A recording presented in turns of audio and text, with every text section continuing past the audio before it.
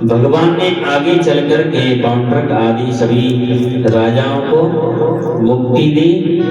और संत नारद ने एक दिन भगवान के भवन का दर्शन किया तो नारद जी तो देखते ही रह गए। भगवान की ऐसी माया, सभी भवनों में जहां जहां भव्य नारद जी पधारे वहां भगवान सभी के यहाँ पर थे।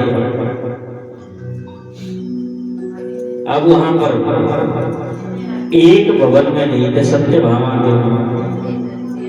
तो सत्यभामा से कहने लगे नारद जी, देवी कन्हैया तुम्हारे पास नहीं है? बोले नहीं है। तो बोले मुझको तो रुक्मिणी की कक्ष में मिले थे, वहां मिले थे। तो सत्यभामा क्या है, उनको थोड़ा सा अभिमान तो रहता ही है। उनके पिताजी के यहाँ से सबसे ज्यादा दहेज मिला था ना, दहेज में मणि लेकर के आई थी। इसलिए एक दिन नारद जी ने कह दिया, बोले देवी जो जिस प्रकार की चीज का दान करता है उसको वही चीज मिलती है। संकल्प करके दान करो, पति दान करोगी तो पति मिलेगा। अब यहाँ पर नारद जी के लिए संकल्प करके भगवान का दान कर दिया। अब नारद जी भगवान को लेकर के जा रहे हैं। तब फिर सत्यभामा ने कहा, आप तो कह रहे थे कि आपको जो दान करोगे वो मिल जाएगा। अब आपने दान करा दिया तो फिर तो मुझको इनके बराबर जो भी आपको सामग्री हो दे दो। तो मैया सत्यभामा ने यहाँ सोना चांदी हीरे जवाहरात जो थे सब चढ़ा दिए। अब मैया गई रुक्मिणी मैया के पास में, दीदी सब कुछ था, सब चढ़ा दिया, लेकिन भगवान का तो पल्ला अब भी नीचे है। बोले एक काम करो, क्या एक तुलसी का पत्र लो, उस पर राधा जी का नाम लिखो, चढ़ा दो। बोलो राधे राधे। जैसे ही चढ़ाया तो भगवान ऊपर उठ गए। तब तक सत्यभामा ने भगवान को प्राप्त किया। इस प्रकार से ऐसा बताते हैं भगवान पुनः इंद्रप्रस्थ आए, पांडवों से बोले आप लोग नई राजधानी बनाना चाहते हैं तो पहले यहाँ राजसूय यज्ञ करो। अब यहाँ राजसूय यज्ञ जब किया तो सब राजाओं को जीतने गए, वहां जरासंध को भी जीतने गए थे। भगवान ने जरासंध को मारा नहीं, छोड़ दिया। 18वीं बार छोड़ करके भाग आए थे। तो यहाँ फिर दोबारा से हस्तिनापुर गए और मेरे प्रभु ने जरासंध का उद्धार भीम के हाथों करवाया और धन लेकर के आए। उसी जरासंध का जो मुकुट था उसी को पहन करके राजा परीक्षित गए तो उनकी बुद्धि विकृत हुई। जरासंध के सामने तीनों ब्राह्मण के वेश में गए। ब्राह्मणों में बड़ी श्रद्धा थी उसकी। जब से भगवान रण छोड़ करके भाग गए थे तब से ब्राह्मणों में बड़ी श्रद्धा थी। बोले मांग लो, क्या मांगना चाहते हैं? बोले युद्धम नो देहि राजेंद्र द्वंद्वसो यदि मन्यसे, हमको युद्ध की भिक्षा दे दो। बोले तुम कोई ब्राह्मण तो लगते नहीं हो, हाथ में प्रत्यंचा के निशान बनी है, तुम तो क्षत्रिय लगते हो। तब फिर भगवान ने उनको अपना परिचय दिया। तो भगवान से क्या कहता है? बोले अर्जुन तो मेरे बराबर का नहीं है, मुझसे उम्र में छोटा है, और तुम सब रण छोड़ करके भागने वाले हो, तुमसे भी युद्ध नहीं बताया कि 17 बार हार गया, एक बार बड़ी मुश्किल से हरा पाया है, कहीं फिर अगर हार गया तो मेरी कीर्ति में दाग लग जाएगा। बोले भीम से युद्ध करूंगा। जरासंध क्या है? जरासंध की माता के गर्भ से मांस के 2 पिंड पैदा हुए थे। अब उनको राजा ने जंगल में दबा दिया। तो जरा नाम की राक्षसी ने उन दोनों को जोड़ करके उसमें जीव का प्रादुर्भाव किया।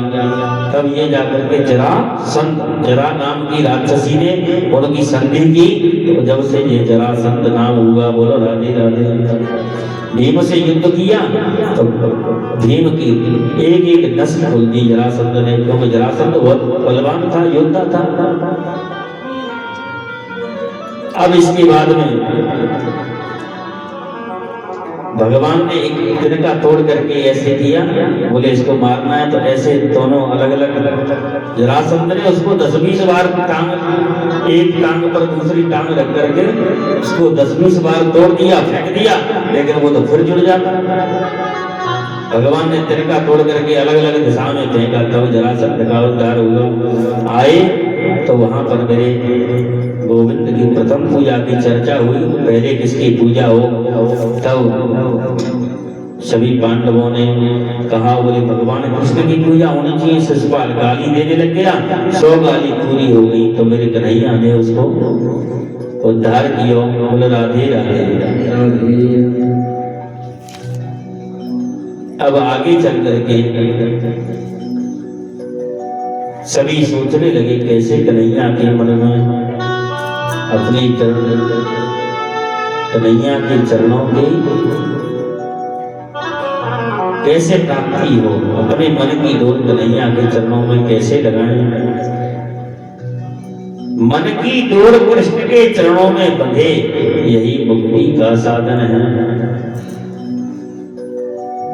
एक बार की बात है, एक चौबे जी थे हमारे मथुरा में। चौबे तो नहीं, चौबे सुबह इतनी तो भांग लेते हैं और 5 किलो रबड़ी पी जाते। बोले राधे राधे। भूल चूक में खाना खिलाने में तो बैठ जाए, वैसे ब्राह्मणों को खाना खिलाना चाहिए, लेकिन इतनी भांग सुबह ले लेते हैं। तो फिर आपने कह दिया कि खा लो पंडित जी मन भर के, तो 5 किलो से कम रबड़ी नहीं खाते हैं। बोलो राधे राधे। चौबे जी के बेटे का हुआ विवाह, तो घर जैसे ही आए। अब चौबे जी का एक निमंत्रण था, तो निमंत्रण इतना व्यवस्था बना लेते हैं कि फिर घर तक पहुंचने की व्यवस्था नहीं होती। तो वहां भोजन किया और भोजन करके उनका नियम था, अगर घर में भोजन करके आएंगे तो बिस्तर लगा हुआ तैयार मिलना चाहिए, क्योंकि आते ही खड़े कौन गए, खड़े होने की इतनी गुंजाइश नहीं है। उन्होंने कहा, बोले कैसे हो। जैसे घर में आए तो उसकी सास थी नहीं, बहू की नई वाली बहू थी।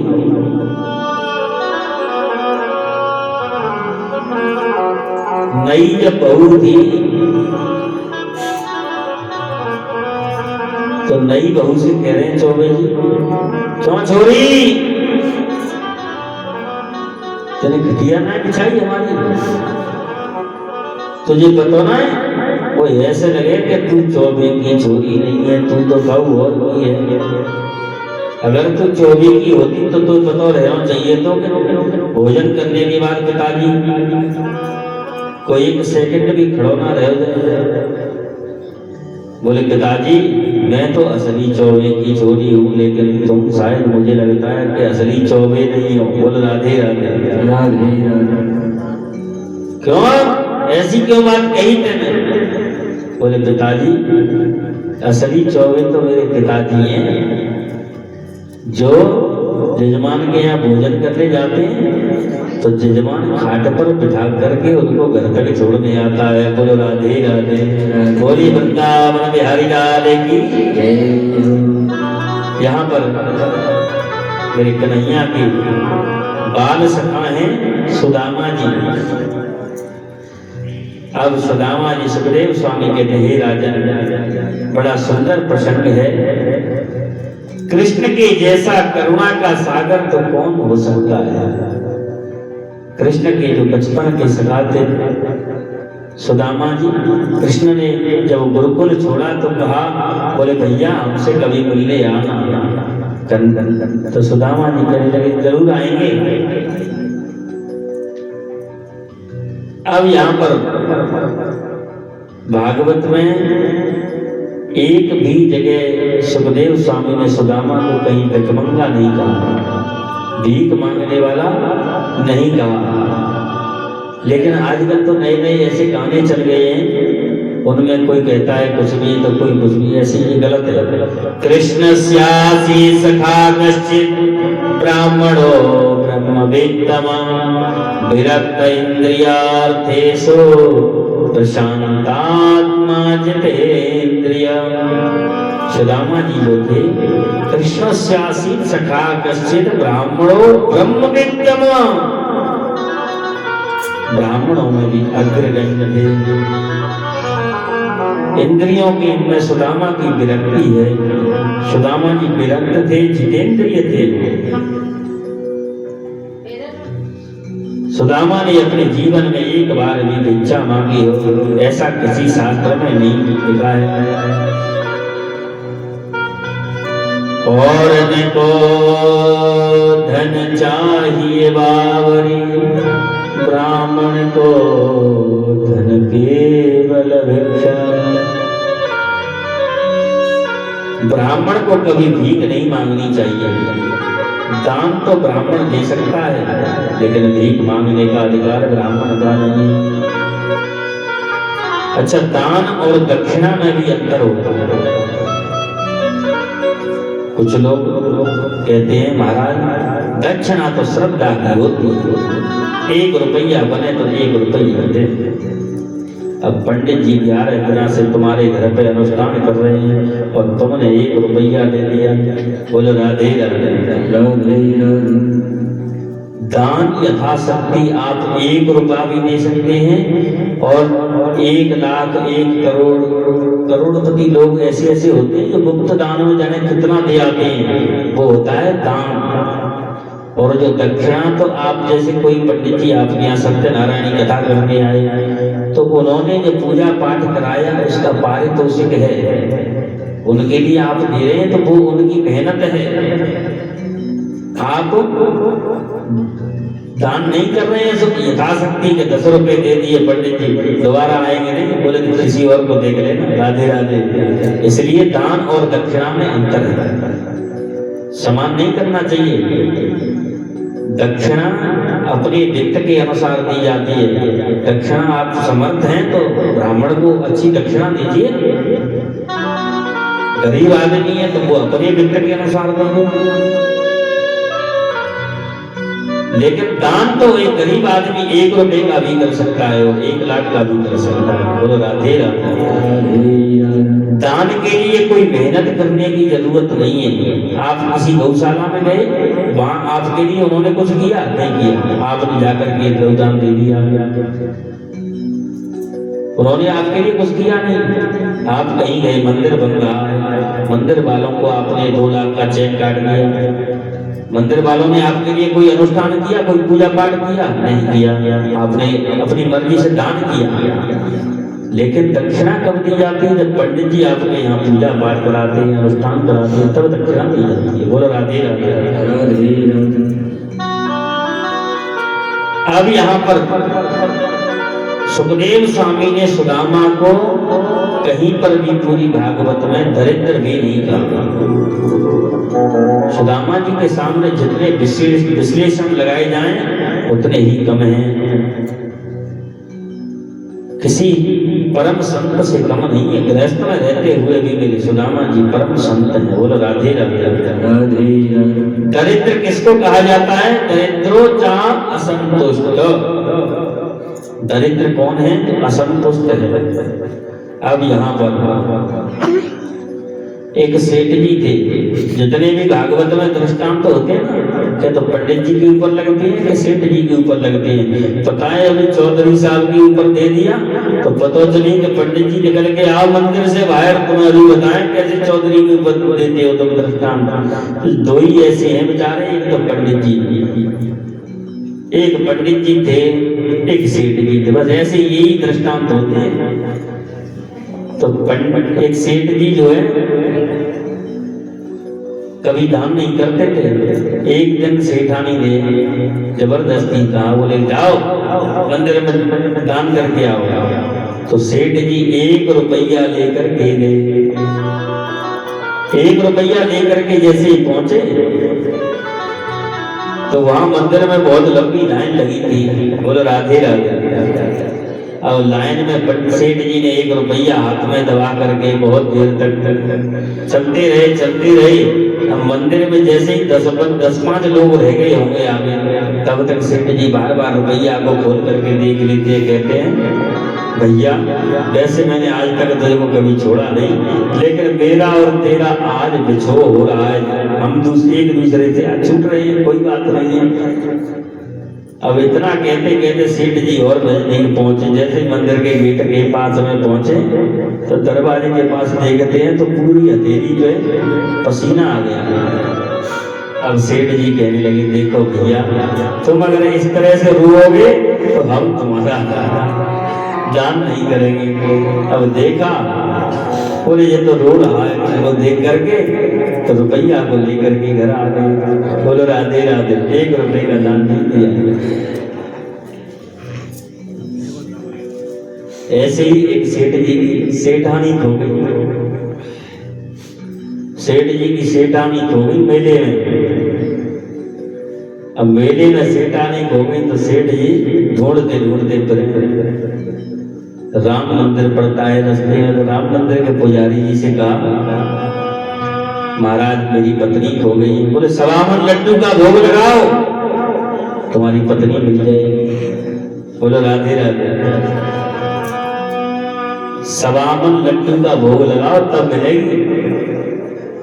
सेठ जी गए तो दुकानदार को ऑर्डर दे करके आए 52 लड्डू का भोग लगना चाहिए। वहां पर हनुमान जी का मंदिर पहले पड़ता है, तो हनुमान मंदिर के पुजारी जी को पता चल गया कि सेठ जी 52 लड्डू का ठेका दे आए। तो पहले बाहर बैठ गए। कहां से आए सेठ जी? बोले वो राम जी के मंदिर में 52 लड्डू का भोग लगेगा ना। राधे राधे। सभी देवताओं की 52 लगा सकते हो आप, ये सारे संकल्प होते हैं।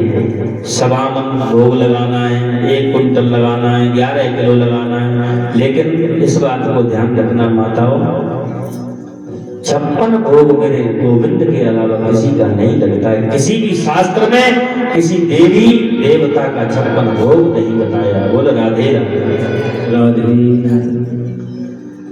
अब यहाँ पर बोले के किस कारण से भैया 52 लड्डू का भोग लग रहा है, काय के लिए लगा रहे हो? बोले मेरी सेठानी हो गई। तो पंडित जी कह रहे 52 लड्डू का भोग लगाओ। बदे आदमी राम जी ढूंढ करके लाएंगे तेरी पत्नी को। राम जी की खुद हो गई, वो उनकी खुद मेरे हनुमान ने ढूंढी थी। इसलिए अगर तुझको सेठानी चाहिए तो मेरे मंदिर में भोग लगा मेरे बजरंगबली का, और देख तेरी सेठानी मिलती है कि नहीं मिलती है। सोई वहां पुजारी ने एक दूसरे की कटी कर दी। अब सेठ जी ने ला करके 52 लड्डू का भोग जैसे ही हनुमान जी के सामने धरा। बोले हनुमान जी महाराज भोग लगाओ। बोले सेठ जी जाओ परिक्रमा दे करके आओ। और परिक्रमा देने गए तो वहीं सेठानी रास्ता में मिल गई। बोलो राधे। बोलिए सियावर रामचंद्र की। भैया जितने भी दृष्टांत होते हैं सब सेठ जी और पंडित जी के ऊपर ही चलते हैं। हाँ बोलो राधे राधे। अब यहाँ सुदामा जी के यहाँ खूब गरीबी है, अन्न का एक दाना भी नहीं है, लेकिन किसी से मांगते नहीं। केवल जो निश्चित था कि 5 घरों से लेना है तो वही निश्चित था, 6वें घर में नहीं जाते। अगर उनमें से भी नहीं मिलता तो भी आगे नहीं बढ़ते। बोलो राधे राधे। वैसे भिक्षा मांगने का कहीं लेख नहीं है। ब्रह्मा जी सुदामा जी जो भोजन करते थे वो सिलौंच वृत्ति के द्वारा भोजन करते थे। जो खेतों में गेहूं वगैरह कट जाते थे उनकी बालियों को लेकर के आते और फिर उसका सुखा करके उनको जो पीस करके उससे भोजन करते। इसीलिए तो भोजन की बहुत कमी रहती है। एक दिन सुदामा जी की पत्नी ने कहा प्रभु तुम्हारे तो परम सखा हैं द्वारकानाथ, क्या कभी उनकी याद नहीं आती? अरे एक बार जाओ तो सही, वो हमें कुछ न कुछ जरूर देंगे। सुदामा जी परम वैष्णव हैं, भजन करते हैं। सुदामा जी कहने लगी तेरी कैसी वृत्ति हो गई है देवी, मैं कन्हैया से मांगने जाऊंगा? कभी नहीं। अब पंडितानी को पता चला कि अगर इनसे कहा ज्यादा कहा जाए कि मांग करके ले आओ तो ये जाएंगे नहीं। क्या करना चाहिए? बोले एक दिन फिर दोबारा कहा, बोले सुदामा जी सुनते हो, आपको कभी अपने मित्र की याद नहीं आती है? बोले मित्र के नाम का भजन करता हूं दिन रात, तो मुझे क्यों याद आएगी उसकी? अरे बोले एक बार मिल तो आओ, दर्शन तो कर आओ। तो फिर सुदामा जी कहते हैं अयम ही परमो लाभो उत्तम श्लोक दर्शन। दर्शन की कहोगी तो जरूर चला जाऊंगा, कुछ मांगने के लिए कहोगी तो बिल्कुल नहीं जाऊंगा। सुशीला एक बात बता, जब मित्र के घर जाते हैं तो कुछ न कुछ लेकर के जाते हैं।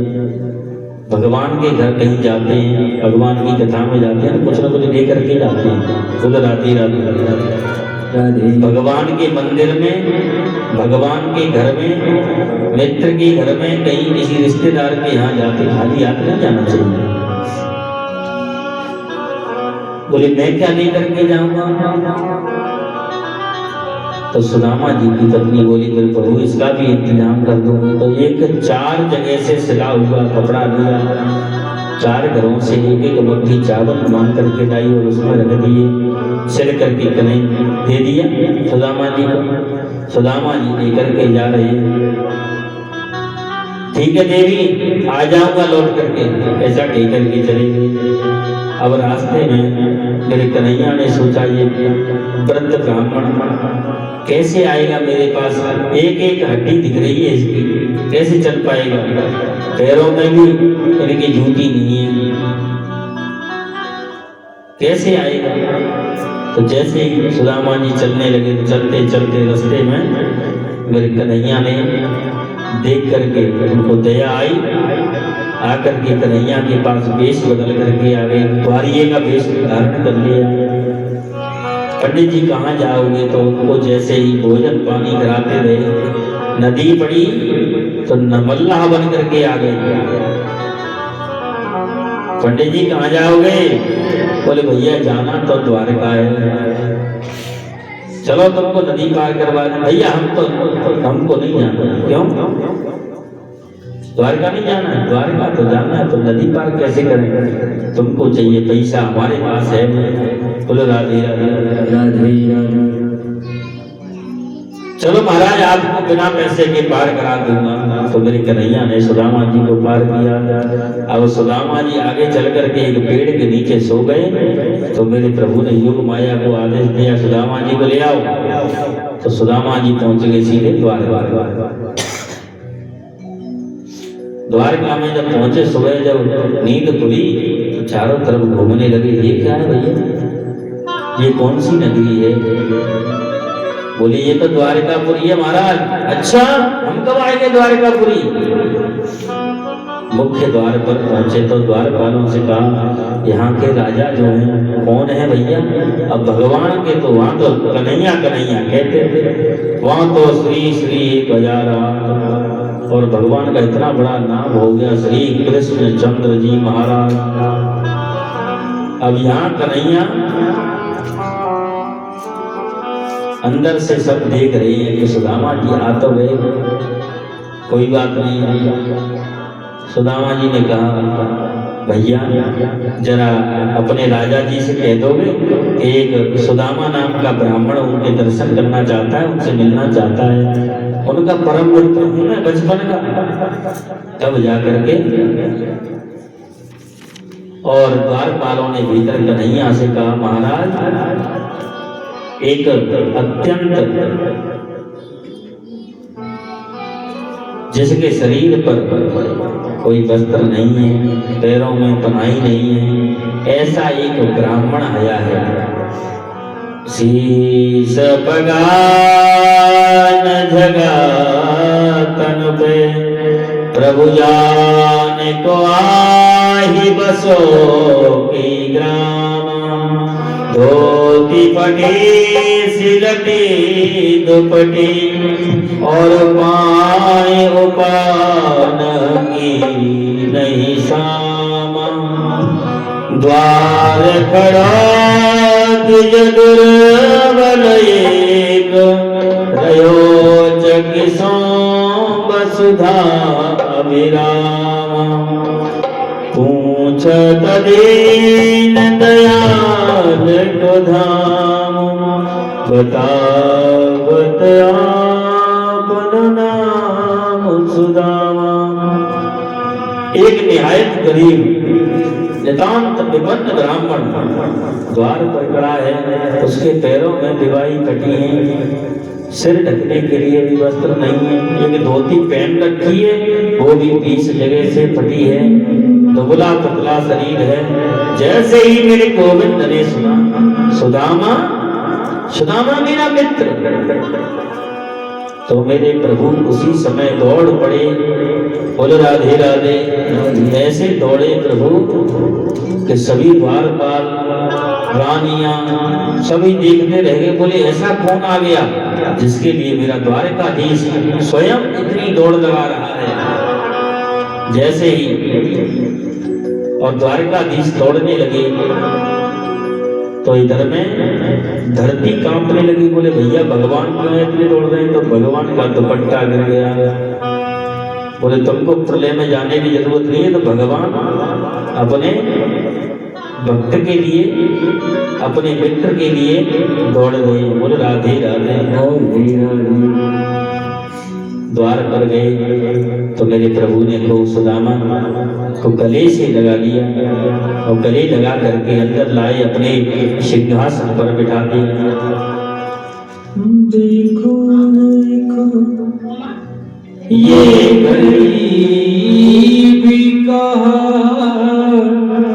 कृष्ण के दर पे विश्वास लेके आया हूँ, मेरे बचपन का यार मेरा श्याम, यही सोच कर मैं आया हूँ। हरे द्वार पालो कन्हैया से कह दो, हरे द्वार पालो कन्हैया से कह दो, कर पे सुदामा गरीब आ गया है। भटकते भटकते न जाने कहाँ से, भटकते भटकते न जाने कहाँ से, तुम्हारे महल के गरीब आ गया है, तुम्हारे महल के गरीब आ गया।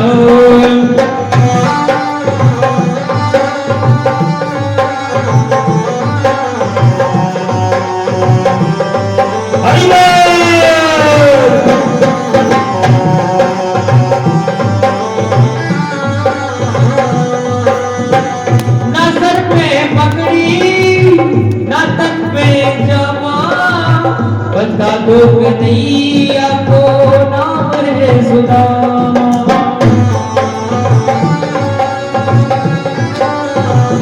नजर पे है पगड़ी नदन पे है जामा, बता दो कन्हैया को नाम है सुदामा। एक बार मोहन सजा करके कह दो, एक बार मोहन सजा करके कह दो, मिलने सगावन नसीब आ गया है, मिलने नसीब आ गया है।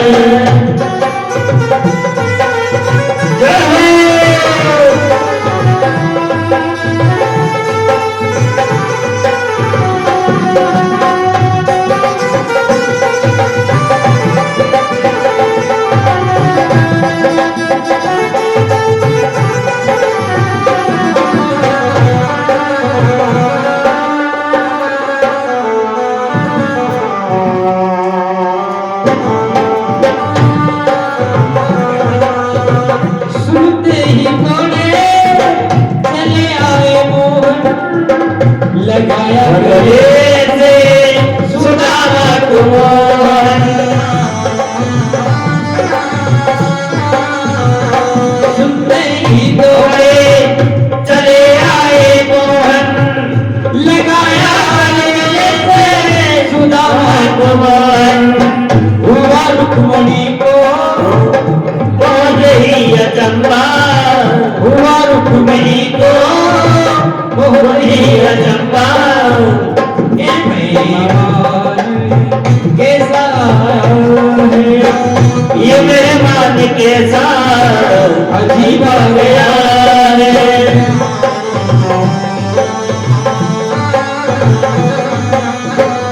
हरे द्वार पालो कन्हैया से कह दो,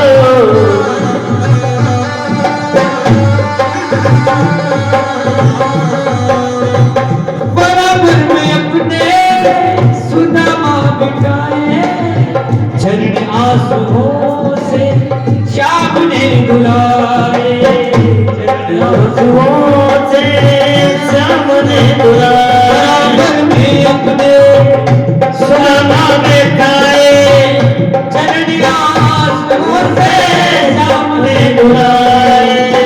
ना घबराओ प्यारे जरा तुम सुदामा, ना घबराओ प्यारे जरा तुम सुदामा, खुशी का समान करीब आ गया है, खुशी का समान करीब आ गया। बोलिए वृंदावन बिहारी लाल की।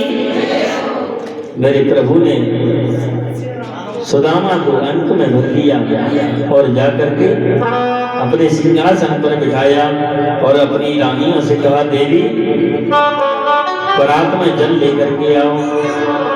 परंतु देखे सुदामा की दीन दशा, करुणा करके करुणा निधि रोए, पानी परात को हाथ छुओ नहीं, नैनन के जल सो पग धोए। मेरे प्रभु गोविंद को ऐसी करुणा आई, ऐसी करुणा के सागर है मेरे गोविंद कि सुदामा जी को देख करके और जोर जोर से रोने लगे। ऐसा जब हुआ तो मेरे प्रभु के नेत्रों से ऐसे आंसू निकले कि पानी परात को हाथ छुओ नहीं और नैनन के जल सो पग धोए।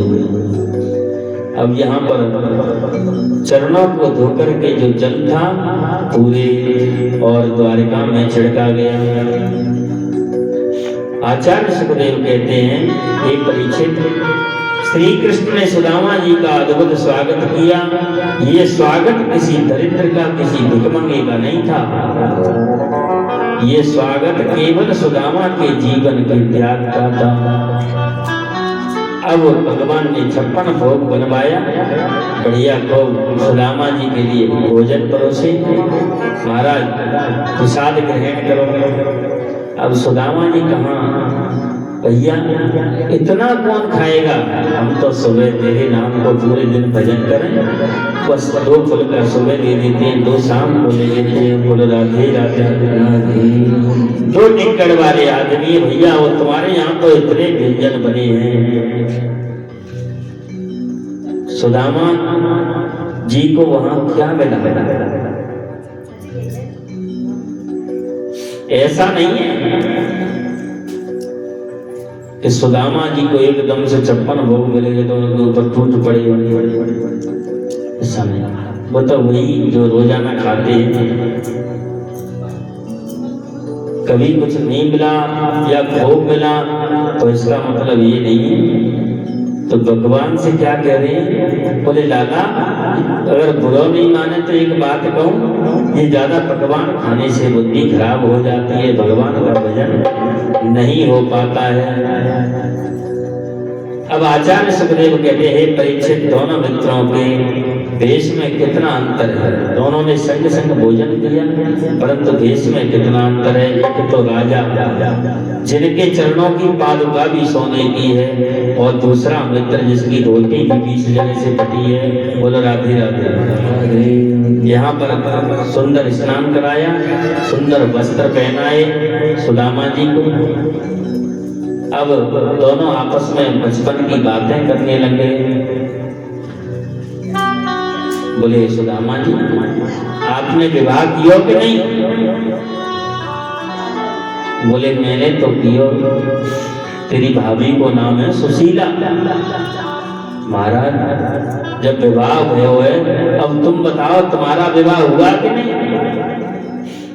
बोले मैं अभी विधवा हूँ, विवाह हो गया मेरा। बोले तुम्हारा विवाह जब हुआ तो तुमने हमको याद नहीं किया, बुलाया नहीं।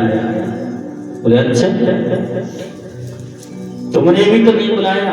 बोले महाराज मेरे तो जब विवाह ऐसे भये कि सुबह तो कोई समाचार नहीं, दोपहर का भोजन करके सो रहे हैं और शाम को बहू घर आएगी। बोले राधे राधे। हमारे तो ऐसे विवाह है। अब सुदामा जी को बिठा दिया बाहर। बोले महाराज इन सब रानियों को आशीर्वाद दे दो। तो जब ही पहले रुक्मिणी आई, सत्यभामा आई, कालिंदी आई, चित्रविद्या, एक एक करके सभी आशीर्वाद ले ली। तो पहले तो सुदामा जी कहते हैं अखंड सौभाग्यवती भव।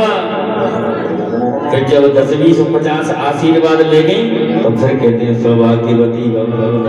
और भी जब 100-200 निकल गई तो फिर कहते हैं भव भव। 1000 की संख्या में जब पहुंच गई, अब तो भव भी नहीं होती है, भव नहीं होता है। अब तो हाथ भी उठता था, वो हाथ भी मुरझा गया। बोले भैया लाला और कितनी है? बोले महाराज आप तो देते चलो आशीर्वाद। सुदामा जी कह रहे भैया ऐसा है, सभी पत्नियों के बदले में एक तू ही सबके बदले में तू आशीर्वाद ले ले। देखिए एक ब्राह्मण जो त्रिलोकीनाथ से कहता है कि तू ही आशीर्वाद ले ले सबके बदले में, और सबका आशीर्वाद हो जाएगा। बोलो राधे राधे। इधर में सुदामा जी कह रहे भले आदमी, मैंने समझा 1 2 4 विवाह किए होंगे, जाने कितने विवाह किए। मुझसे कहता है तुमने शादी में नहीं बुलाया, तूने इतने विवाह कर लिए, तूने बुलाया कभी? बोले महाराज मैं तो 16,100 तो एक ही बहुरत में आई सब। बोलो राधे राधे। इस तरह से सुदामा जी से कहने लगी सुदामा जी एक बात बताओ, जब भाभी नहीं होती फिर तो कोई बात नहीं, अब भाभी है तो भाभी ने कुछ तो मेरे लिए भेजा होगा। बोले हाँ तेरी भाभी। अरे ऐसी बातें क्यों करें अब सुदामा जी बातों को, क्योंकि वहां सब रुक्मिणी आदि रानी थी। अब सबके बीच में पोटली कैसे खोल के दे दे। अब एक साइड की कांख को इस तरह से दबाते हुए पोटली लग रही, अब उसको ऊपर नहीं करते हैं। भगवान कहने लगे सुदामा जी इसमें कोई तकलीफ है क्या? लाओ दबा दो। नहीं नहीं भैया नहीं बिल्कुल नहीं, कोई बात नहीं चलती आ रही। बोले भाभी ने मेरे लिए जरूर कुछ ना कुछ भेजा होगा, कोई संदेश तो भेजा होगा। बोले भैया संदेश तो ये कहा था। बोले क्या? बोले ये कहा था एक मास 2 पक्ष में 2 एकादशी हो। सुदामा जी अब क्या करें? कन्हैया हमारे घर में नित्य एकादशी हो। संदेश तो भैया ये दिया था। अब देखो कितना भोला ब्राह्मण है, ये भी नहीं समझ पाया कि मेरी पत्नी क्या कहना चाहती है द्वारकाधीश से। मेरी पत्नी क्या कहना चाहती है कि हमारे घर में अन्न का दाना नहीं है, 1 महीने में 2 एकादशी होती है, लेकिन हमारे घर तो नित्य एकादशी हो रही है। अब जैसे ही सुदामा जी ने देखा खूब चरण दबा रही है कन्हैया, चरण दबाते दबाते अचानक से सुदामा जी को जैसे नींद आने को ही तो कन्हैया ने झपट करके वो कांख में से पोटली खींच ली। बोले महाराज क्या ये भेजा है भाभी ने? अब सुदामा जी शर्म के मारे बोले इन सबके बीच में कैसे कहें? कन्हैया किसी की शर्म संकोच को नहीं देखता है, वो तो भाव चाहिए। भाव को भावयन ख्याल सहु नाम जपत मंगल सिदसहु। भाव से भगवान का भजन करता है, भाव से भगवान का भोग लगाता है।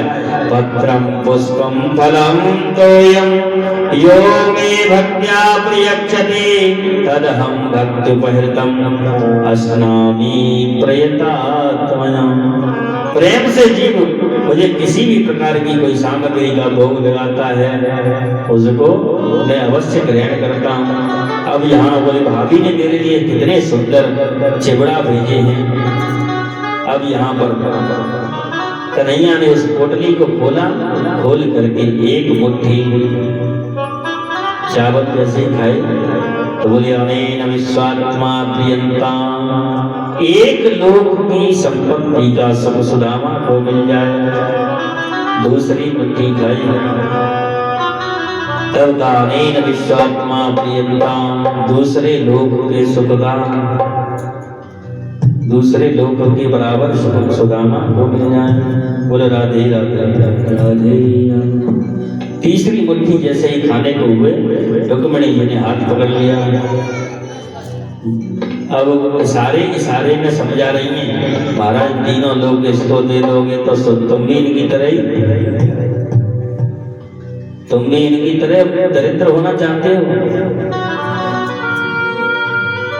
तो भगवान अभी रुक्मिणी से कह रहे हैं, देवी ये ब्राह्मण हैं, इनके अनगिनत उपकार हैं, ध्यान रखो। अगर पंडित जी अगर चिट्ठी लेके नहीं आते तो तुम हमारी तुम हमारी महारानी नहीं बन पाती। बोलो राधे राधे राधे।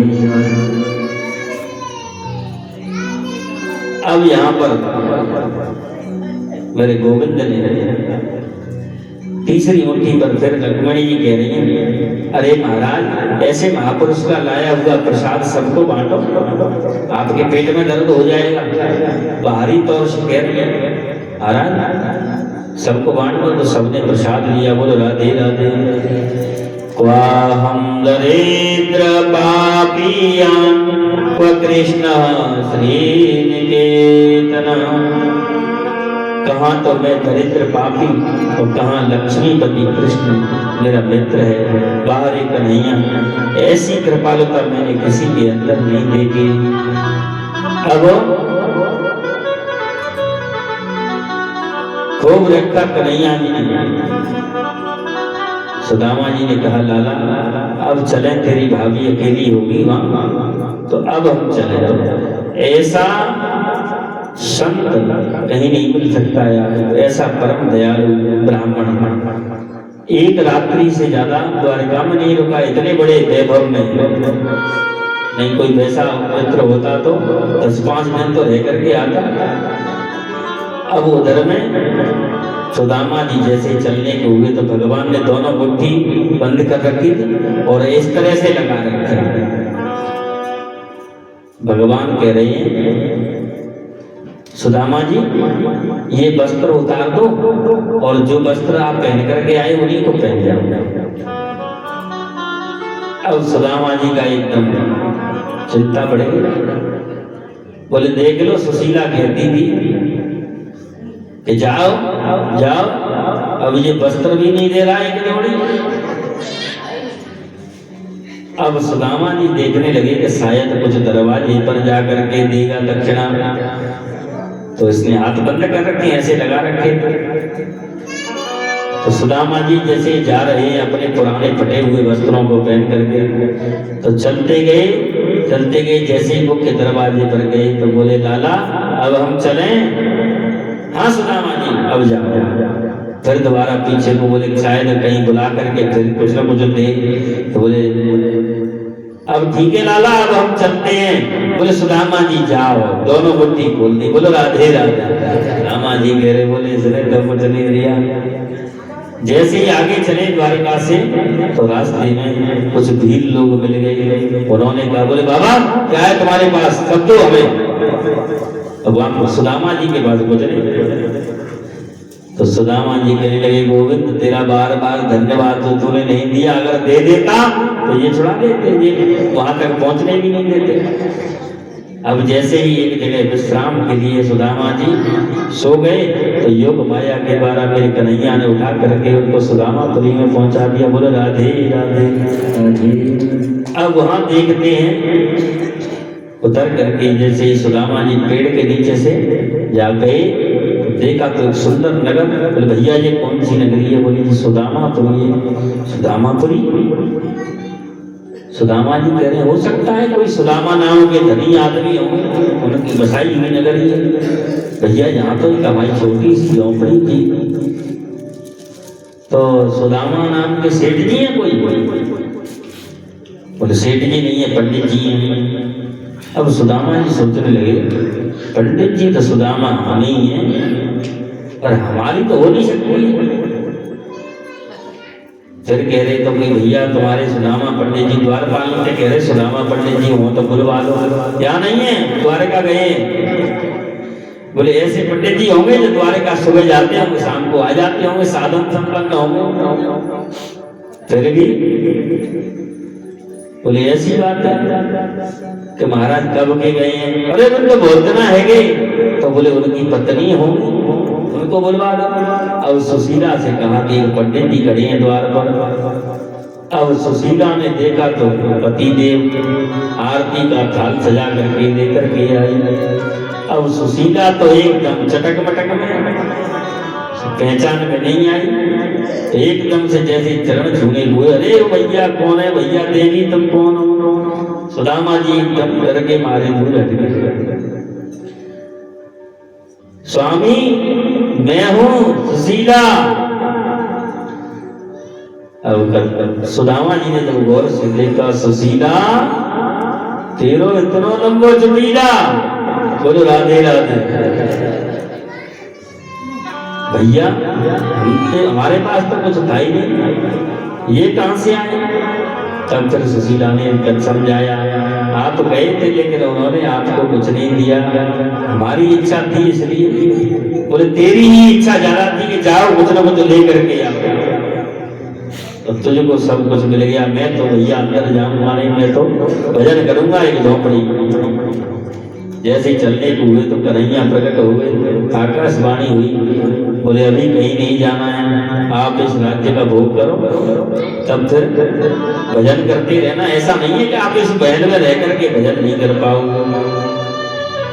संत किसी ऐसा नहीं है कि लाल कपड़े वाले पीले कपड़े वाले ही संत होते हैं। संत तो ऐसे ऐसे होते हैं, भले ही वो कोई भी वस्त्र पहने लेकिन संत का कोई वेश नहीं होता है। संत तो एक पैंट शर्ट पहनने वाला भी हो सकता है अगर उसका हृदय पवित्र है। इस प्रकार से और सुदामा जी के ऊपर कृपा की मेरे प्रभु ने। आगे चल करके सुखदेव कहते हैं हे परीक्षित, श्री कृष्ण को आज ब्रजमंडल छोड़े ये 100 वर्ष पूरे हो गए। यहाँ पर सूर्य ग्रहण पर बड़े बड़े ज्ञानी जन संत अमलात्मा और शमत पचक क्षेत्र में पहुंचे, कुरुक्षेत्र में। सभी ब्रजवासी भी गए। सबको देख करके मेरे कन्हैया ने खूब आनंद लियो। ऐसा कहा जाता है राधा रानी भी आई थी। राधा रानी के दर्शन के लिए रुक्मिणी आदि सभी रानियां गई। बोले चलो दर्शन तो कर ही आए। तो जैसे ही गई तो वो दूध लेकर के गई, गरम गरम दूध। जाकर के राधा रानी के दर्शन किए। राधा की जो अष्ट सखियां 8 जोड़ी बाहर जब सखियां मिली तो बोले प्रणाम देवी, आप राधा रानी? बोले नहीं, मैं तो उनकी सखी हूँ ललिता। अच्छा।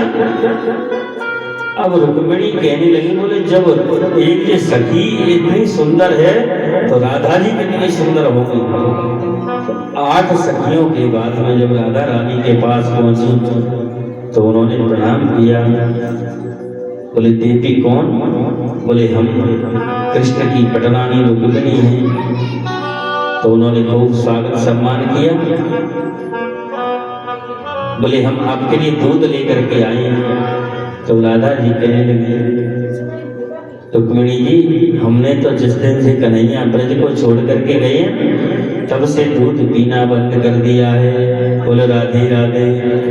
बोले ये कन्हैया ने ही भेजा है आपके लिए। इतनी कही तो एक ही श्वास में गर्म दूध पी लिया। अब राधा जी के हृदय में निवास है भगवान का। भगवान के चरण चिन्ह राधा जी के हृदय में है। अब जैसे ही लौट कर गई तो भगवान के पैरों में छाले दे करके कहने लगी, आपको क्या हुआ? तब भगवान ने कहा, देवी सब आपने ही किया है। आपने राधा जी को गरम गरम दूध पिलाया। बोल राधे राधे। मैया यशोदा भी मिली। मैया यशोदा से, ब्रजवासियों से, सबसे मेरे प्रभु ने को दर्शन किया, दर्शन दिया और दर्शन लिया। बोल राधे राधे। ब्रजवासी सभी लौट करके चले गए। मैया यशोदा ने खूब लाला को आशीर्वाद दियो। अब वहां तीन खड़े हैं मैया के सामने, कन्हैया, प्रद्युम्न और अनिरुद्ध। अब तीनों को देख करके मैया कह रही है, कन्हैया ये कौन है?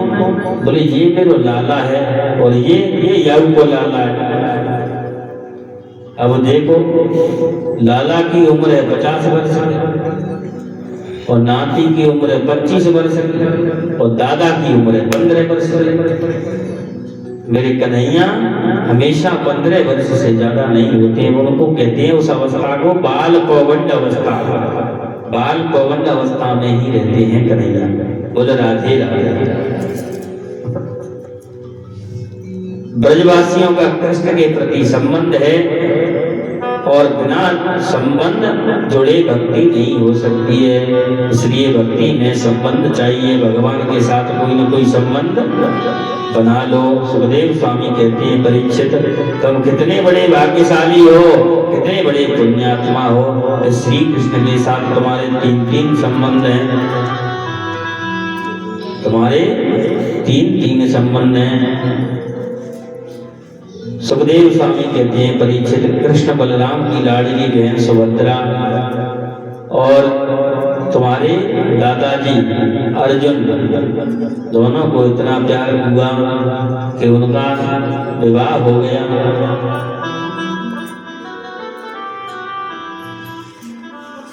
इसलिए आपके तो संबंध ही संबंध हैं।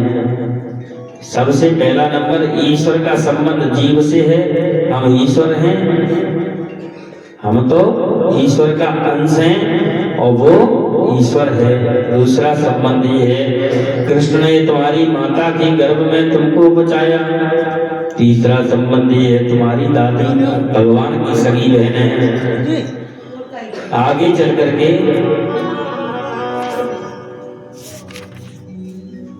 और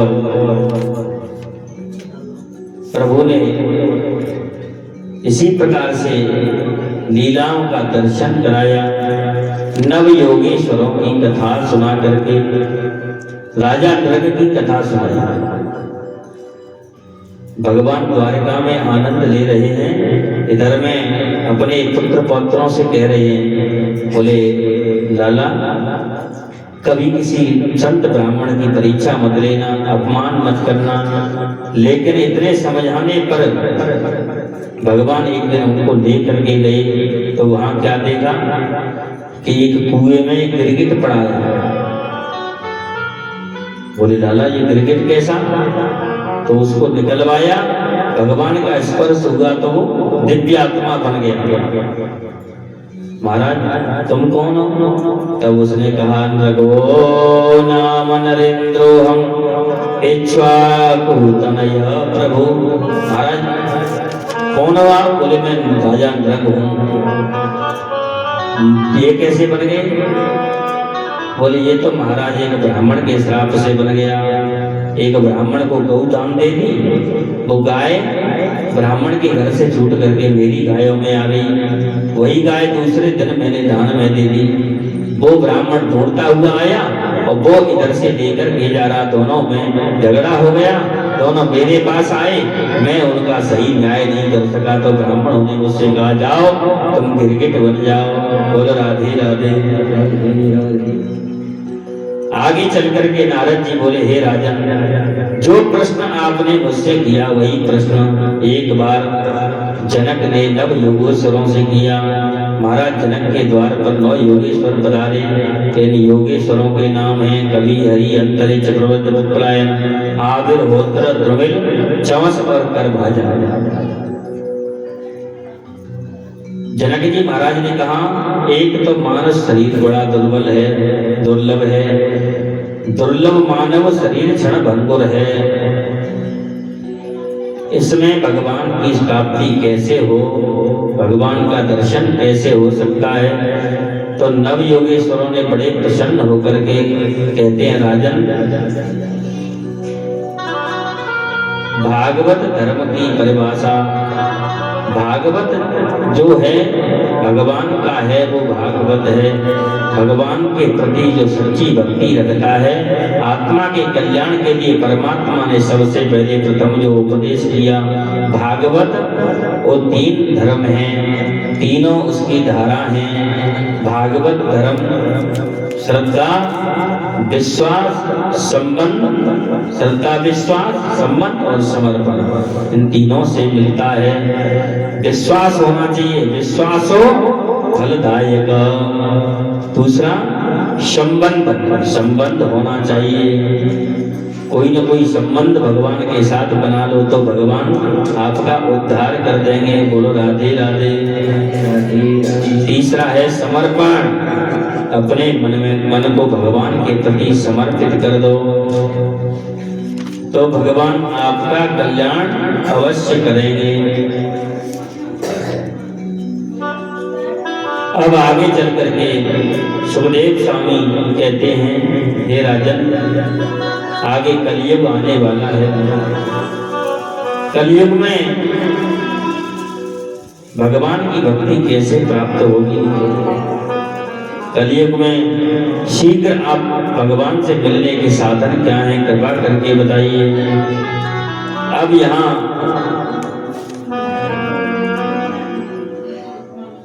जब भगवान के लाख समझाने पर भी और भगवान के पुत्र पौत्र नहीं माने तो एक दिन सांबो जाम्बवती सुतः, सांब के पेट पर वस्त्र बांध करके और संत सप्त ऋषियों की परीक्षा के लिए पहुंच गए। बोले महाराज, हमारी इस बहू के पेट में क्या होगा? तो कहने लगे, सप्त ऋषियों ने देखा ये हमारी परीक्षा करने आए हैं, कभी संत की परीक्षा नहीं लेनी चाहिए। तो उन्होंने कहा, बोले इसके न तो बेटा होगा न बेटी होगी, इसके पेट में एक मूसल होगा जो तुम्हारे वंश का नाश करेगा। उनको श्राप लग गया। अब उन्होंने उस मूसल को ले जा करके समुद्र में खूब घिसा, घिस घिस करके उसको समुद्र में बहा दिया। उसके घिसने से जो उसका निकला हुआ पदार्थ था लोहा, उससे एर का नाम की घास बन गई। जो टुकड़ा छोटा सा बचा था उसको समुद्र में फेंक दिया, उसको मछली निकल गई। अब उसके क्या हुआ? मछली निकल गई तो मछली को जरा नाम के बहेलिये ने पकड़ लिया और उसके पेट से वो टुकड़ा जब मिला तो उसके बाण की नोक पर लगा दिया। अब यहाँ पर मेरे गोविंद कहते हैं, एक दिन कन्हैया देख रहे हैं कि सभी ब्रजवासियों में आपस में युद्ध छिड़ गया और उस एरका नाम की घास से एक दूसरे में मार मार करके सभी समाप्त हो गए। चतो पंचावशेष कुछ 40-50 बचे थे। आगे चल करके मेरे कन्हैया एक वृक्ष के नीचे जा करके बैठे हैं। एक पैर पर दूसरा पैर रखा हुआ है। उस पैर को देख करके जरा नाम के बहेलिये ने देखा कि कोई हिरण की आंख है। भगवान के पैर में जो पद्म होता है, पद्म चमक रहा है, उसको देख करके जरा नाम के बहेलिये ने उसी में बाण मार दिया। अब उसमें से खून निकलने लगा तो जरा नाम के भैरी को जब पता चला तो दौड़ करके आया, महाराज मुझसे बड़ी गड़बड़ हो गई। कोई बात नहीं है, तुझसे कोई बात नहीं है भैया, तुमने ऐसा क्या किया? ये तो मेरा तुम्हारा पूर्व जन्म का लेन देन था, ये तो मेरा और तुम्हारा पूर्व जन्म का लेन देन था, इसलिए मैंने तुमको छिप करके मारा था। आप जब बाली थे तो मैंने आपको छिप करके मारा था, इसलिए आज तुमने मेरे बाण मार दिया। लेकिन भगवान कभी मरते नहीं हैं, भगवान तो अवतार लेते हैं और अदृश्य हो जाते हैं। अब जैसे ही बाण लगा तो अर्जुन आया, महाराज क्या बात है, किसने बाण मारा है? मैं उसको छोड़ूंगा नहीं। बोले अर्जुन कोई बात नहीं है, तुम ऐसा करो ब्रजवासियों से बोल दो द्वारका में जाकर के कि अगर ब्रजवासियों भला चाहते हो इसमें से निकल करके आप मथुरा चले जाओ, नहीं तो ये द्वारका आज के 7वें दिन समुद्र में डूब जाएगी। बोलो राधे राधे राधे। और आप हमारी 16,108 कहानियों को सबको लेकर के और मथुरा में चले जाओ, वहाँ राधा रानी की सन्निधि मिलेगी इनको। अब अर्जुन को विदा किया, सात्यकी सारथी आया तो उसको भी समझा करके मेरे गोविंद ने विदा कर दिया। अब आगे चल करके उद्धव जी आए। तब उद्धव जी ने कहा कि प्रभु ये क्या हुआ, ये कैसे हुआ? तब भगवान कहते हैं, हे उद्धव जी कोई बात नहीं है। बोले प्रभु मैं आपके गुना नहीं ले सकता। बोले आप कोई बात नहीं है, आप तो एक काम करो, हमारे यदुवंशियों को श्राप लगा, इससे सभी एक दूसरे में मार मार करके सभी समाप्त हो गए।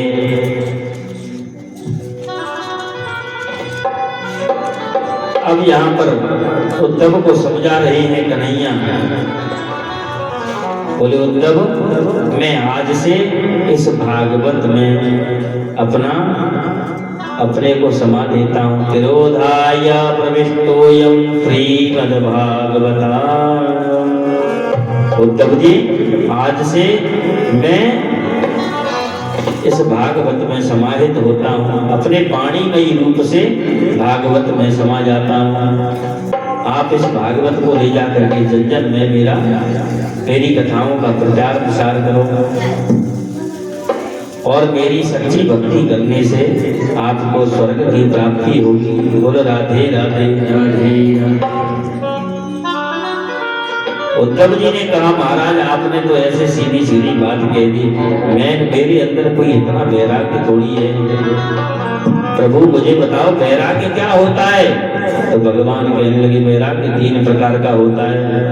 एक तो होता है मरकट वैराग्य, घर में जरा सी खटखट भई और ले करके चल दिए, एक जोड़ी कपड़े कांख में लगाए और चल दिए रूठ करके, उसको कहते हैं मरकट वैराग्य। बूढ़े बड़े जो होते हैं ना घर में बुजुर्ग, उनके अंदर ज्यादा जल्दी आता है।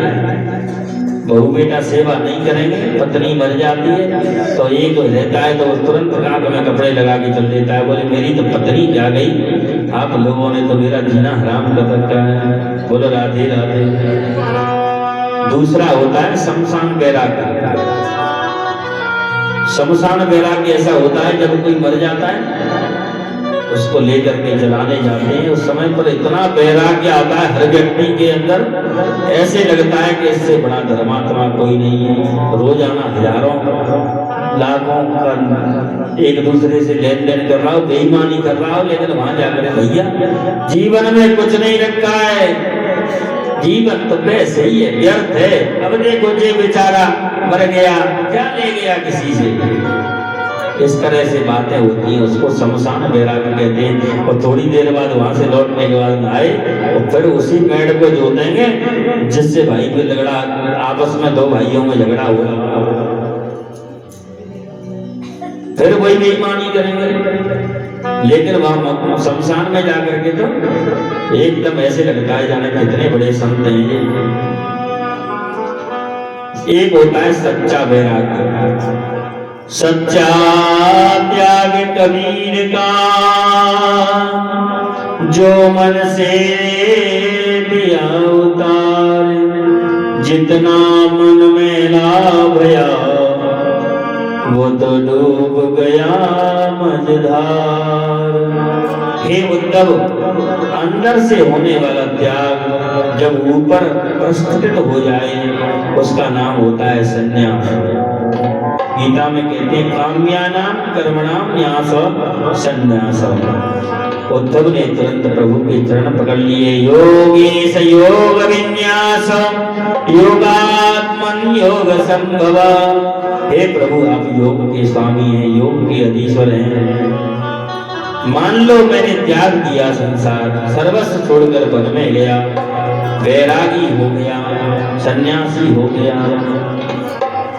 सन्यास धर्म का पालन करते हुए मुझे कैसे रहना चाहिए? तो भगवान ने कहा, उद्धव, जो प्रश्न तुमने हमसे किया है यही प्रश्न एक सन्यासी ने यदु महाराज से किया था। एक बार यदु महाराज घूमते घूमते वन में गए तो वन में जाकर बड़ा सुंदर दृश्य देखा। एक वृक्ष के नीचे बड़ा मोटा ताजा हृष्ट पुष्ट बलिष्ठ महात्मा पड़ा था। यदु महाराज ने वहां जाकर ऐसी अटपटी बात कही, कोई छोटा मोटा संत होता तो साफ दे डालता। उस महात्मा का नाम था दत्तात्रेय। यदु महाराज ने महात्मा दत्तात्रेय जी से पूछा, क्या क्या खाते हो बाबा, इतने मोटे ताजे हो? यहाँ 4-5 कोस तक कोई गांव नहीं है, आपकी कुटिया भी नहीं है, आपके रहने की कोई जगह नहीं है, आपका कोई शिष्य नहीं दिखता है, क्या खाते हो जो इतना मोटा ताजा शरीर है? अब आप कहोगे तो मैं बैरागी हूँ, तो बैरागी आप कैसे हो सकते हैं? मैं क्यों नहीं हुआ? आप कहोगे मैं संत हूँ, तो संत आप कैसे हो सकते हैं? मैं क्यों नहीं हो पाया? इस प्रकार से उलझन सवाल करने लगे। छोटा संत होता तो क्रोध करता, दत्तात्रेय तो भरे हुए हैं। महात्मा दत्तात्रेय हमारे यदु महाराज से मुस्कुरा करके बोले, संति में गुरुवो राजन भावो बुद्धय बुद्ध्युपाश्रिता यदा बुद्धि उपादाय मुक्तो निहता क्षणो।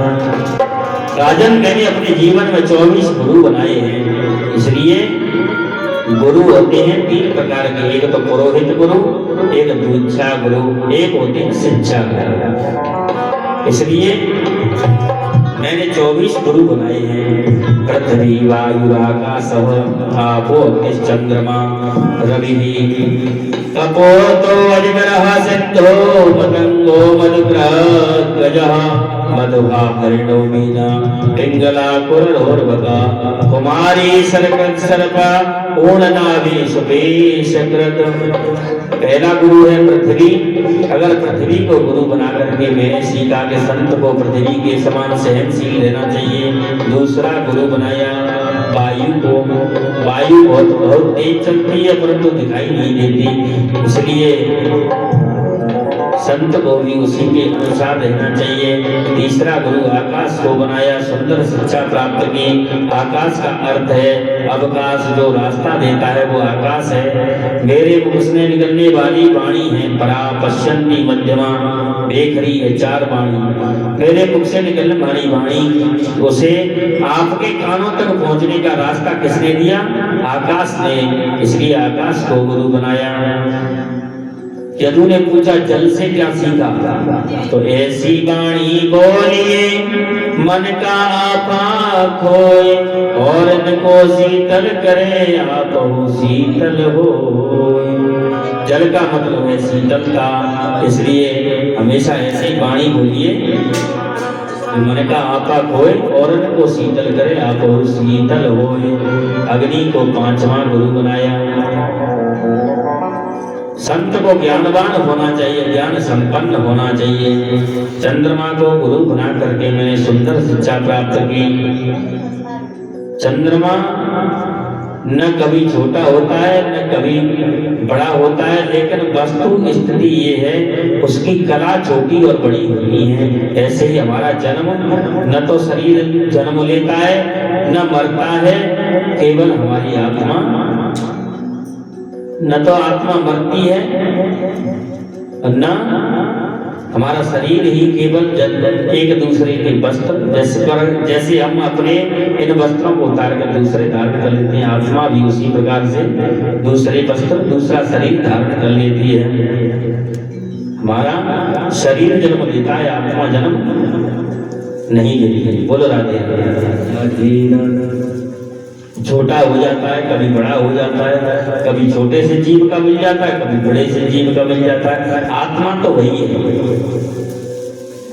बोलो राधे राधे। सातवां गुरु सूर्य को बनाया। सूर्य जब उदय होता है तब से अस्त तक सभी के ऊपर समान रहता है। ऐसा नहीं कि तुम्हारे घर में तो धूप ज्यादा हो गई, मेरे घर में कम हो गई, इनके घर में और भी ज्यादा हो गई। सूर्य की धूप सबको समान मिलती है, इसलिए संत को समान रहना चाहिए।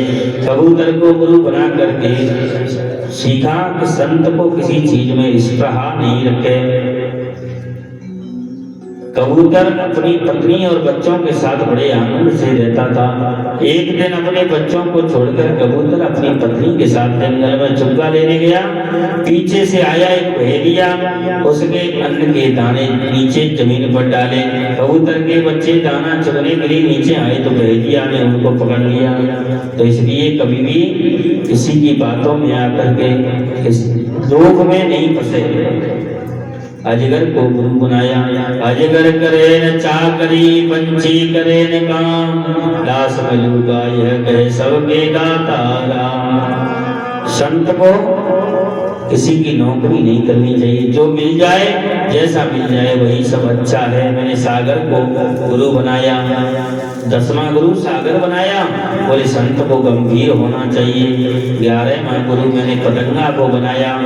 बरसात के दिनों में जहाँ भी हम अग्नि देखते हैं वह अग्नि के चारों ओर पतंगा मंडराने लगते हैं, जल करके राख हो जाते हैं। इसलिए ऐसे ही स्त्री से संत को दूर रहना चाहिए। मैंने पतंगे को गुरु बनाया। 12वां मैंने भौरे को गुरु बनाया। दोई बातन को याद रख जो चाहत निज कल्याण, नारायण एक मौत को दूजे श्री भगवान। भ्रमर से सीखा कल के लिए भजन को मत छोड़ो, बल्कि आज से ही अभी से शुरू कर दो। आपने देखा है भौरा मैया अभी जितने भी खड़ी होकर के जा रही है। अभी भागवत की कथा जो है, आज जिसने 7 दिन से कथा नहीं सुनी है, अब जो यहाँ से आगे जो कथा आएगी उस कथा को सुनेगा तो उससे 7 दिन की कथा का फल मिलता है। इसलिए उसको सुनकर के ही जाना। मधुमक्खी को गुरु बनाया तो सीखा कि संत को कभी संग्रह नहीं करना चाहिए। आपने भौरे को देखा है? भौरा कमल की उसमें दब जाता है, अपने प्राण दे देता है लेकिन निकलता नहीं है। इसलिए संत को ये रहना चाहिए, आज करो सो कल, आज करो कल के लिए मत छोड़ो। बोलो राधे राधे। आगे चल करके हिरण को गुरु बनाया। हिरण से भी शिक्षा प्राप्त की। तू सोच ले मन में, कृष्ण है तेरे तन में, है सब जगह भगवान क्यों ढूंढता वन में। कस्तूरी मृग होता है ना हिरण, अपने नाभि में कस्तूरी होती है लेकिन कस्तूरी को पूरे वन वन में घूमता है। इसलिए हिरण को गुरु बना करके मैंने कहा परमात्मा सबके अंदर विद्यमान है। आप परमात्मा को अपने अंदर खोजो, किसी दूसरे की जंगल में या वन में आपको परमात्मा नहीं मिलेगा। मछली को गुरु बना करके सीखा कि जीव के स्वाद को छोड़ दो। अगर जीव के स्वाद में आ गए तो फिर फंसते जाओगे। जिस तरह से मछली उस कांटे में कुछ ऐसी चीज लगाते हैं ना मछुआरे, जिससे मछली आकर के फंस जाती है। इसलिए जीव के स्वाद को, संत को ज्यादा घनिष्ठ भोजन नहीं करना चाहिए, नहीं तो बुद्धि भजन में नहीं लगेगी। बोलो राधे राधे। मैंने पिंगला नाम की वैश्या को गुरु बनाया। और उससे सीखा भाव कुभाव अनक आलसहु नाम जपत मंगल देश रसहु। वैश्या से क्या सीखा? एक संत कहते हैं मेरा जो आश्रम था वैश्या के घर के सामने था। अब मैं नित्य भजन करता भगवान का, लेकिन उस वैश्या के विषय में सोचता रहता था कि इसका क्या जीवन है, इसका जीवन तो नरक है। लेकिन वो वैश्या मेरा चिंतन करती थी। मुझको तो ये ऐसा गंदा रास्ता मिल गया, लेकिन देखो ये संत जी कितने महान हैं, भगवान का भजन तो करते हैं। तो उन संत की तो वृत्ति बिगड़ गई और उस वैश्या का जीवन सुधर गया। बोलो राधे राधे राधे। इसलिए मन की जो वृत्तियां हैं उनको अंतर्मुखी बनाओ, गोविंद जरूर मिलेगा। कुरल पक्षी से संग्रह न करने की शिक्षा मिली, इसलिए कहा जाता है त्याग करो, जो त्यागता है वही करता है। बोलो राधे राधे। दत्तात्रेय जी कहते हैं मैंने एक बालक को अपना गुरु बनाया। आपने कभी देखा था बच्चे को कभी एक थप्पड़ मारो तो वो रोने लगता है, और तुरंत ही उसको एक लड्डू दे दो तो हंसने लग जाता है। तो ऐसे ही संत का स्वभाव होना चाहिए। संत को मान अपमान में कोई भेद नहीं होना चाहिए। बोलो राधे राधे राधे। संत दत्तात्रेय जी बोले महात्मा को तो अकेला रहना चाहिए, क्योंकि भीड़ में गया वो भाड़ में गया। इसीलिए भीड़ के संग में एक शब्द आता है भीड़ भाड़। कभी भीड़ आपको अकेली नहीं मिलेगी, भीड़ भाड़। संत को भीड़ में नहीं जाना चाहिए, क्योंकि भीड़ में गया वो भाड़ में गया। वो राधे राधे। इसलिए महात्मा को अकेला रहना चाहिए। एक कुमारी कन्या को गुरु बनाया तो उस कुमारी कन्या से ये सीखा कि संत को हमेशा अकेला रहना चाहिए। क्यों? एक दिन कुमारी कन्या देखने वाले आए उसके ससुराल से। अब कन्या ने देखा कि घर में कुछ नहीं था तो धान कूटने लगी। अब उसके हाथों में जो चूड़ियां थी वो चूड़ियां बजने लगी। तो कन्या सोचने लगी इनको ये पता चल गया, क्योंकि जब जनकुटा चलता है ना तब तो ये आवाज आती है चूड़ियों की। उसने एक एक चूड़ी निकाल दी, 4 में से 2-2 निकाल दी। फिर भी बजने लगी तो एक एक और निकाल दी। अब एक एक चूड़ी रह गई तो फिर उनका बजना बंद हो गया। तो दत्तात्रेय जी कहते हैं संत को अकेला रहना चाहिए। जो किसी से अगर 2 होंगे तो आपस में झगड़ा होगा, इसलिए संत को अकेला रहना चाहिए। बोलो राधे राधे। 20वां गुरु सर्प को बनाया। संत को अपने लिए कभी जीवन में आश्रम नहीं बनाना चाहिए, सन्यासी को शिष्य नहीं बनाना चाहिए। लेकिन आजकल तो सन्यासी ही ज्यादा शिष्य बनाते हैं। सन्यास में ऐसा नहीं है कि आप किसी को शिष्य बनाओगे। और सन्यासी को कभी दूध घी नहीं खाना चाहिए। बोलो राधे राधे। भृंगी कीट को मैंने गुरु बनाया। भृंगी किसी को कीड़े को ला करके अपने बिल में कैद कर देता है, और वो कीड़ा भृंगी के भय से उसी का चिंतन करता है। चिंतन करते करते वो स्वयं भी भृंगी कीट बन जाता है। इसलिए मैंने उसको गुरु बनाया। लाली मेरे लाल की और जित देखूं तित लाल, लाली देखन में गया मैं भी हो गया लाल। 22वां गुरु मैंने हाथी को बनाया। स्पर्श सुख की लालसा के कारण हाथी अपनी जान गंवा देता है। अगर हाथी के सामने किसी कुएं पर आप एक नकली हथनी बना करके रख दो तो हाथी उस हथनी से मिलने के चक्कर में कुएं में कूद जाएगा। बोलो राधे राधे राधे। इसलिए स्पर्श सुख की इच्छा संत को नहीं करनी चाहिए। नारी का संग न करे, उससे स्पर्श नहीं करे। लोहार को गुरु बनाकर मैंने ध्यान सीखा। वो अपने काम में इतना मगन रहता है कि रास्ते में धूमधाम से किसी की भी सवारी निकले, कोई भी जाए, लोहार की दुकान जहाँ हो आप जाकर के वहां से पूछना के पंडित जी निकले थे क्या यहाँ से? वो सेठ जी निकले थे? वो कहेगा भैया मुझे नहीं पता। एकाग्रता, जीवन में एकाग्रता होनी चाहिए। बोलो राधे राधे राधे राधे। अब अंतिम गुरु मैंने अपने शरीर को बनाया। शरीर से क्या सीखा?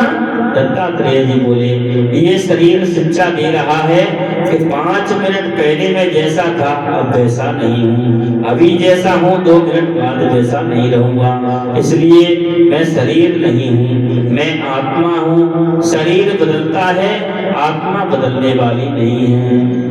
दत्तात्रेय जी के चरणों में यदु महाराज ने बार बार प्रणाम किया और चले गए। भगवान श्री कृष्ण उद्धव से कहते हैं उद्धव जी संत के जो लक्षण हैं वो मैंने तुमको बताए।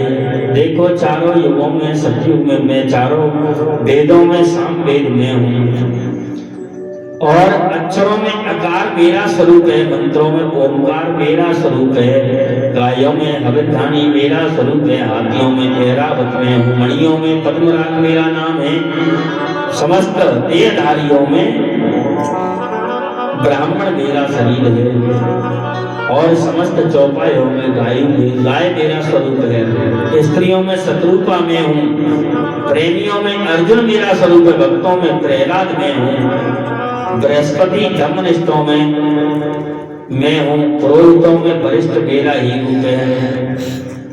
उद्धव सुनना क्या है? सुनने के बाद उसका चिंतन करो। मैं पुनः तुम्हें बताना चाहता हूँ।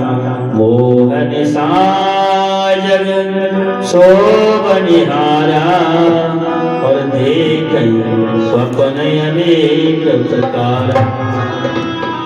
अब यहाँ मेरे प्रभु श्री कृष्ण प्रवास चित्र में पीपल के वृक्ष के नीचे अब इस प्रकार से जब उपदेश दिया तब सभी को समझाया और समझा करके सभी से कहा भैया अपने अपने मार्ग से जाओ। यदुवंशियों को कहा जाओ आप वहां पर मथुरा में, और अर्जुन से कहा मेरी रानियों को लेकर के आप चले जाओ, वहां राधा रानी की सन्निधि प्राप्त होगी। लेकिन अर्जुन को ये बताना चाहते थे अर्जुन तेरा ये गांडीव है ये कब तक है? जब तक मैं हूं। अर्जुन लेकर के जैसे ही गए तो रास्ते में कोल भीलों ने उनको लूट लिया। अर्जुन तेरो कहा बड़ो समय बड़ी बलवान और भीलन लोटी गुप्ता गई अर्जुन भीवान। कहा अर्जुन ने जब भगवान सारथी थे तो बड़े बड़े भारतीयों को धराशायी कर दिया। आज अर्जुन देखते ही रह गए।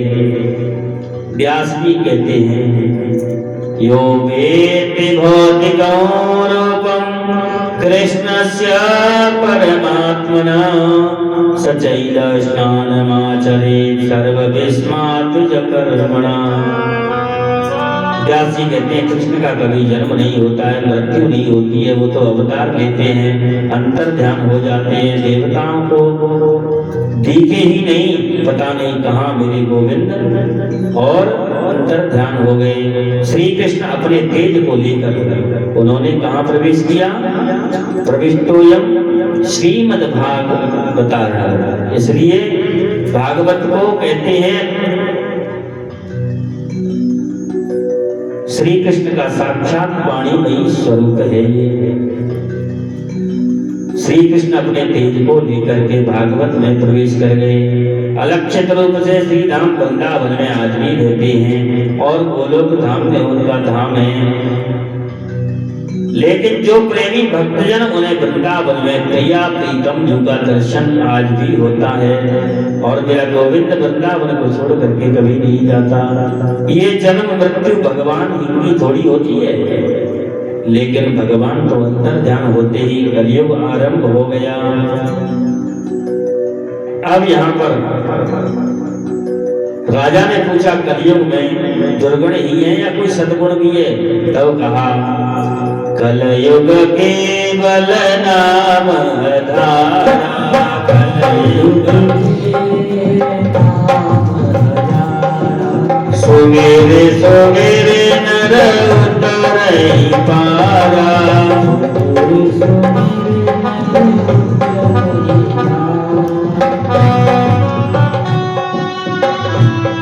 कलयुग की महिमा बताई कि कलयुग में चाहे कितने भी दोष हैं, लेकिन एक ऐसा भी गुण है वो अब सार्थक हो रहा है। आपने देखा है, कलयुग केवल नाम आधारा, भगवान के नाम का जो आश्रय लेता है वो भव से पार हो जाता है। आजकल कुछ लोग तो ऐसे कहते हैं, बोले महाराज जो तुलसी बाबा ने लिखी ना वो चौपाई, तुलसी कलयुग केवल नाम आधारा। अब आधार कार्ड को बताते हैं कुछ लोग, बोले आधार कार्ड ही सब कुछ होगा। बोलो राधे राधे राधे। अब यहाँ पर सुखदेव स्वामी कहते हैं, राजन मैंने तुमको भागवत की कथा सुनाई, 7 दिन पहले तुमने एक संत के गले में मरा हुआ सर्प डाल दिया, संत के तेजस्वी पुत्र ने श्राप दिया, 7वें दिन तक्षक के डसने से तुम्हारी मृत्यु हो जाएगी, वो तक्षक आज आएगा, क्या राजन तुम मरोगे? तुम तो राजन मरिष्येते पशु बुद्धिमान् जहि।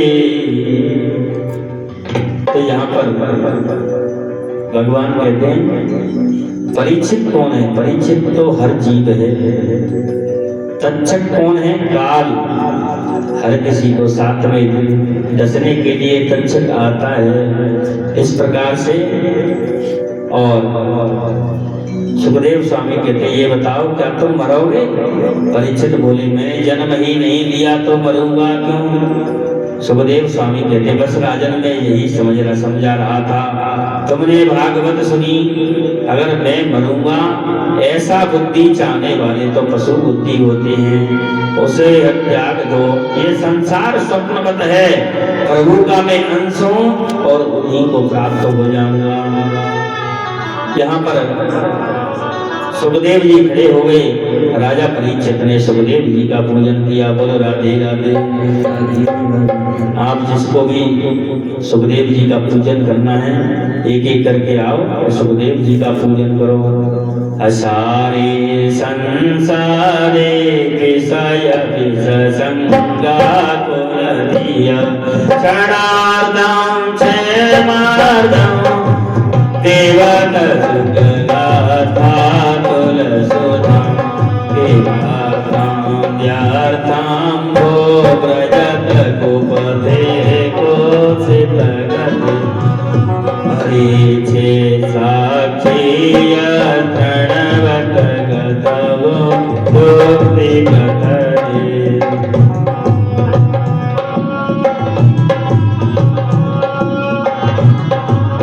राधे राधे। तक्षक सर्प आया पुष्प में बैठ करके और आकर के उसने राजा ने शंका की, थोड़ी सी तो उनकी नाक कच्ची रह गई, बाकी पूरा शरीर वज्र का हो गया। इसलिए सर्प पुष्प में बैठ करके आया, सूक्ष्म रूप धारण करके और राजा की नासिका को डस दिया। और वहां पर परीक्षित ने अपने 5 भौतिक शरीर का त्याग किया, भगवान के धाम को पधारे। बोलो राधे राधे राधे। परीक्षित के गोलोक वास के पश्चात क्रोधित होकर के उनके पुत्र जन्मेजय ने सर्प यज्ञ किया, लेकिन आस्तिक मुनि ने आकर के सर्प यज्ञ को रुकवाया। मार्कंडेय जी ने प्रलय का दर्शन किया। अब आगे चल करके श्रीमद् भागवत के 10 लक्षण हैं, उनकी कथा कहकर के सुनाई और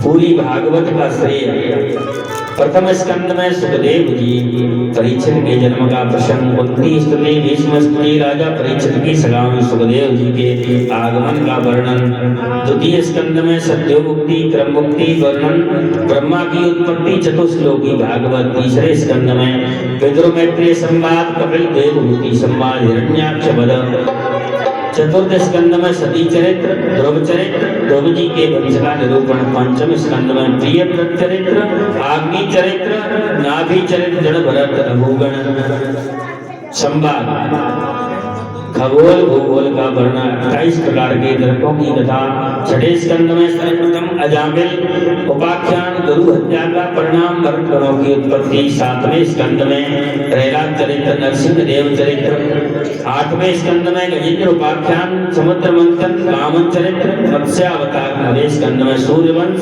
चंद्रवंश का वर्णन, 10वें स्कंद में प्रभु की बाल लीलाएं और प्रभु की वृंदावन मथुरा लीला, द्वारिका लीला, प्रभु की करुणा की कथा, प्रभु के विवाह। 11वें स्कंद में नव योगेश्वर संवाद, कृष्ण उद्धव संवाद, यदुवंशियों को श्राप, यदुवंशियों का आपस में संघार, भगवान का स्वधाम गमन, उद्धव जी का बद्रिकाश्रम जाना। 12वें स्कंद में कलयुग के दुर्गुणों का वर्णन, नाम महिमा का वर्णन, उसके बाद सुखदेव जी का परीक्षित जी को अंतिम उपदेश, और जाकर के अंत में सूत जी कहते हैं निम्नगानाम यथा देवानाम अच्युतो यथा वैष्णवानाम यथा शंभो पुराणानाम इदं तथा क्षेत्राणां चैव सर्वेषां यथा काशीयमुत्तमां तथा पुराण दुर्गतानां श्रीमद्भागवतम् द्वया। जैसे काशी क्षेत्रों में श्रेष्ठ है, पुराणों में भागवत श्रेष्ठ है, वैष्णवों का परम धन है और भक्ति ज्ञान वैराग्य की त्रिवेणी है। ऐसी भागवत रूपी त्रिवेणी में जो अवगाहन करते हैं उसको गोविंद मिल जाते हैं। अंत में जिनका नाम संकीर्तन सभी पापों का नाश करता है, उन जिनको किए गए प्रणाम सभी दुखों को शांत करते हैं, उन परमात्मा श्री हरि को हम प्रणाम करते हैं।